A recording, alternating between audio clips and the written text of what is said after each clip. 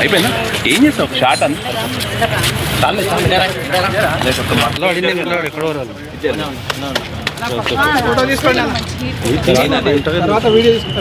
దెబ్బ తీసిన మా 11 మంది కౌన్సిలర్స్ల ప్రమాణ స్వీకారం తర్వాత మేము boycott chairperson vice chairperson election boycott చేయడం జరిగింది. మొన్న కౌంటింగ్ పూర్తి కాకముందే ఫలితాలు విడుదల కాకముందే మనోహర్ రెడ్డి గారు ఎమ్మెల్యే గారు అలాగే కౌంటింగ్ సెంటర్ రావడం చాలా అమానుషం.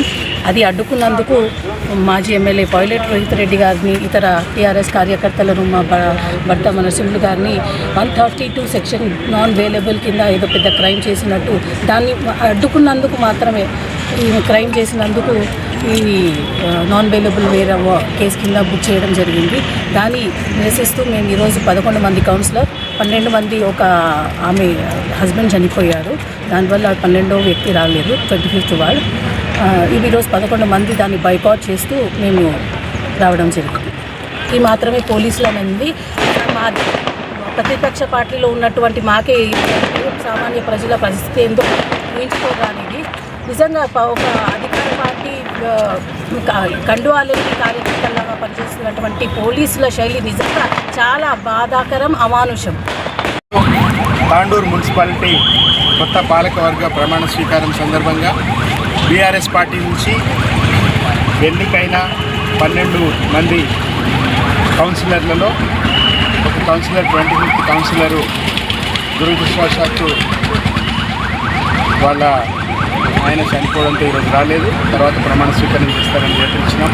మిగతా 11 మంది కౌన్సిలర్లు ఈరోజు ప్రమాణ స్వీకారం చేసిండ్రు. అయితే కాంగ్రెస్ పార్టీ చేస్తున్న దుర్మార్గాలు, అణచివేత, రాజ్యాంగ ఉల్లంఘన, ఎన్నికల కోడ్ ఉల్లంఘన వీరందరూ చూసి గత 2-3 రోజులుగా తాండూరులో ఏం జరుగుతున్నదో, ఈరోజు మన మధ్య ఉండాల్సిన రోహిత్ రెడ్డి గారు ఆయన మీద 9 వేలబుల్ కేసులు పెట్టి 9 మంది నాయకుల మీద కేసులు పెట్టి ఈరోజు కాంగ్రెస్ ప్రభుత్వం పరమ దుర్మార్గంగా వ్యవహరిస్తున్నది. దానికి నిరసనగా మా బీఆర్ఎస్ పార్టీ కౌన్సిలర్లు కూడా ప్రమాణ స్వీకారం చేసి చైర్పర్సన్ వైస్ చైర్పర్సన్ ఎన్నికని బాయ్కాట్ చేసి వచ్చిండ్రు.